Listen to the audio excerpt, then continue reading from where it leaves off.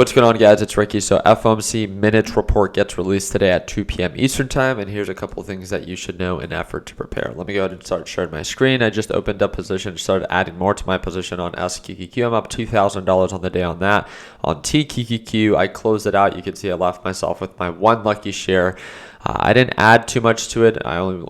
I only made $934. It had a really strong rally up during today's live trading session. Again, friendly reminder, I do trade live every single morning. And if you want to watch me trade live as soon as tomorrow, it's going to be the second link in the description down below if you want to join. But what ended up happening is NASDAQ was actually down, I think, 0.5% or 0.75% to the point where TQQQ during the pre-market session, I'm not too sure if you guys noticed, it was down over 2% on the day. Right when the market was about to open, right, 15-30 minutes before, we began to indicate signs of an uptrend. And guess what? Right when the market opened, it gapped up. I did not overcomplicate the trading today. I just started to add very lightly to my position on TQQQ. The more it went up, the more I added. It began to indicate signs of consolidation. I then locked in profits. That was all caught during today's live trading session. Again, a very simple question. How valuable would it be to be able to see someone's entries and exits live and understand the thought process behind it, right? Definitely not to copy, but of course to understand the thought process. That's the whole point of these live sessions, which again, the second link is down below. But $934, I locked in profits early. I didn't have a very large position size, but then now I started jumping into SQQQ. This is something that I called out right before we closed out our live trading session. And I said, hey, NASDAQ is lacking progress. And because of how quickly NASDAQ gapped up, right?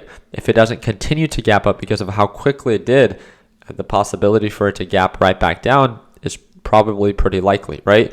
And we say this all the time within our live sessions. It's if there's no signs of progress, then any open position is a position that's open to risk. And by understanding that, that just encourages us to lock in profits on TQQQ. Wait for that confirmation of that change of direction. I then posted updates in our trade ideas. So throughout the day, I'm also posting updates on my trades and also what I'm paying attention to, right? Like, hey, I see this market to be overbought, or I see this to be oversold. I'm waiting for confirmation. Confirmation is triggered, right? Whatever the case might be, I try to do my best in simply keeping my team up to date on what my intention and what my vision is for the market. Am I right 100% of the time? Heck no, right? I'm wrong just like anyone else. But again, the thing that I really try to focus on is position size and risk management, an area that we can all improve on, right? And there goes $3,400 on the day. But very quickly, we did have factory orders being released today. That was 30 minutes after the market opened, and it came in a little bit lower than expected at a 0.3% increase versus the expectation of a 0.6% increase for overall factory orders. So the FOMC minutes report does get released today at 2 p.m. Eastern time. For those that are unaware of what exactly that means that based off of our previous interest rate hike that was on June 13th to June 14th, the Federal Reserve came together and voted to either raise or pause interest rates. As you guys saw on June 14th, we paused interest rates.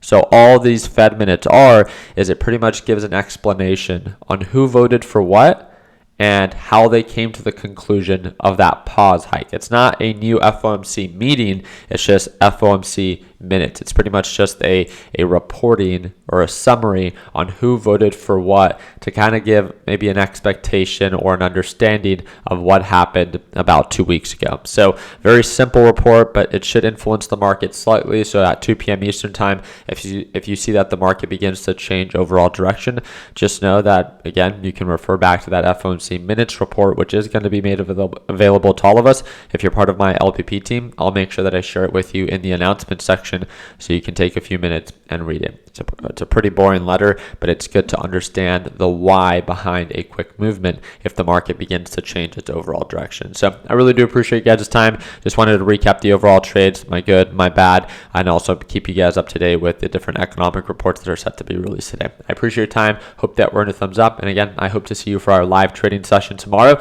That's that second link down below. And if you have any questions before watching, feel free to send me a direct message via Instagram or via Discord, and that's the first or third link in the description down below. I am using the Webull trading application. You don't have to, but if you want to download it, it's the fifth link in the description down below. And if you use my link, you'll earn up to 12 free shares. We'll see you next one. Take care.